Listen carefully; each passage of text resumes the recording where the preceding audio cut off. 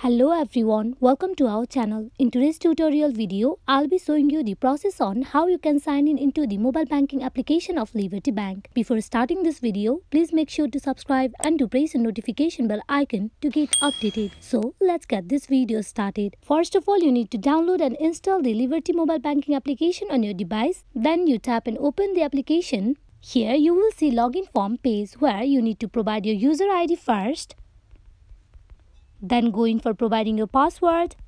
After you provide both the details, you need to tap and continue where you will get directly logged in into the mobile banking application of Liberty Bank. Just in case if you forgot your user ID or password of the mobile banking application of Liberty Bank, you can simply tap in the option given, that is forgot user ID, forgot password. Once you tap in it, you will be redirected to another page. There you need to follow the further instruction that has been provided. Then you will be able to recover your account credential. Hope this video is truthful for you all on how you can get logged in into the mobile banking application of Liberty Bank. Thank you.